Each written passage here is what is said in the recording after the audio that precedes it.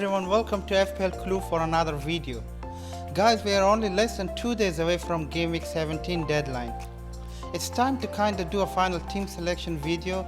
We will also go through how my team performed on Game Week 16. But before that, let me remind you again that the FPL has introduced a second league chance, so I also made a mini league. If you wish to join, you could do so by using the code you see on the screen or by clicking or copy pasting the link added into the description below. Please leave a like and subscribe the channel for more weekly FPL contents. So here is how my team performed in Game Week 16. 50 points in total and green arrow. Not a massive points, but no complaint. I'll take that. Erling Haaland was a big disappointment. He blanked and also got a yellow card.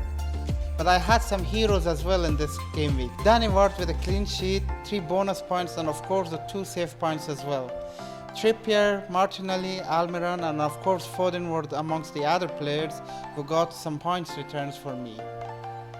Let's have a look on how my team will shape up for Game Week 17. Of course, this is not a locked team selection. There might be some changes or maybe not before the deadline. In goal, I'm planning to go with Kepa. Of course, his fitness is still a concern, but I've got Ward as my backup keeper, so not very concerned about that. My only focus is Chelsea's fixture and the double game week. Kepa obviously has been training for a good few days now, and I think he should be fully fit by now anyways, and he is the first choice goalkeeper under Graham Potter. Given that he has some good fixtures in the double game week, I will stick with Kepa. Moving into defense, I am doubling up on Chelsea defense. James is fully fit now and he has played 60 or so minutes in Chelsea's friendly game against Brentford, which was played behind the closed doors. So there is no better time to bring James back into your team, given that they have some easy fixtures and the double game week. After he missed few game weeks in the Premier League and also the World Cup, James might come back more stronger and more focused as well. And we all know when he plays at his best how good he is, and of course he will face teams who have both defensive and attacking fragilities. So there is obviously an equal chance of clean sheet and attacking returns as well. The next defender is Cancelo. Like I mentioned earlier in my previous draft, Cancelo's season and his price tag has been questioned a lot this season. But I still believe that he has the potential to turn the season around, and there is high chance of clean sheets for Manchester City. He will surely start entertaining us with his attacking abilities as well. He is amongst the few nailed City players. Even with him having a bad season, he still is a high scoring defender amongst his teammates. Like I said earlier, Trippier is the name of consistency in FPL this season. There is nothing much more to say about him other than he is a must-have FPL defender. Even though Newcastle don't have some good fixtures on paper, Trippier can still steal the show with his attacking abilities, and I won't be surprised if Newcastle will still get some clean sheets out of those games as well. Moving into midfield, I chose Salah as my second premium ahead of Kevin De Bruyne for Game Week 17 and onwards. Liverpool might also get few potential double game weeks in the weeks to come, and of course if City's double game week in Game Week 20 is confirmed and Liverpool don't get a double game week until then I could go for Salah to KDB on Game Week 20, because City will have 2 double game weeks in the space of 4 game weeks, which is Game Week 20 and Game Week 23. But as of right now, I will go with the Egyptian for my second premium. I'm not planning to offload Martinelli from my team as I have lots of value tied up there, but even without that, Martinelli brings great value and quality into your team, and everyone should know it already. I don't see a very better option other than him with this price range.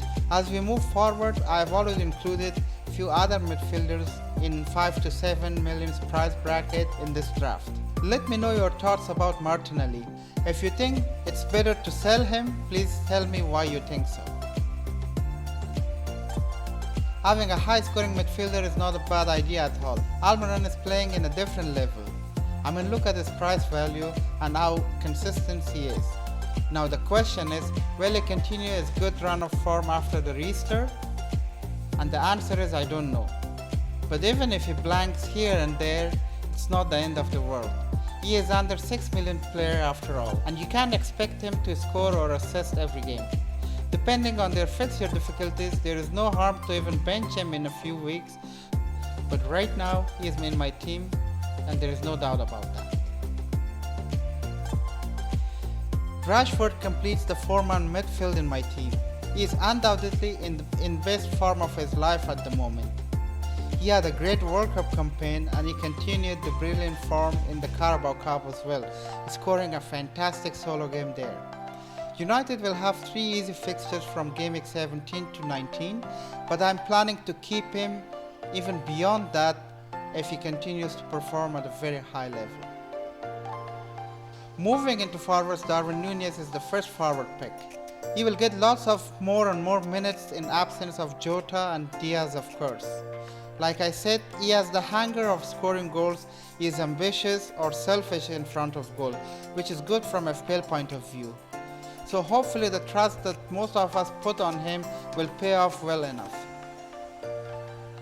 I don't want to bore my audience to talk more about Erling Haaland and his abilities.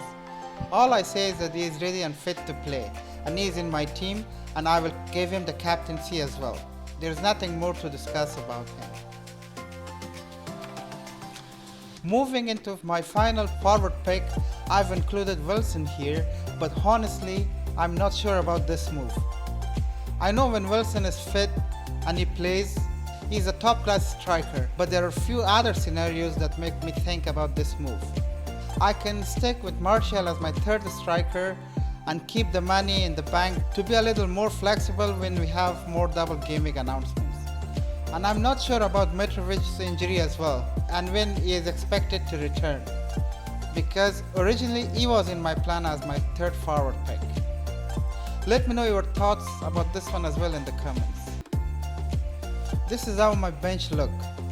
Ward is of course there and I can start rotating him in the starting 11 after Chelsea's double game week. Ben White and Dang are the bench defenders.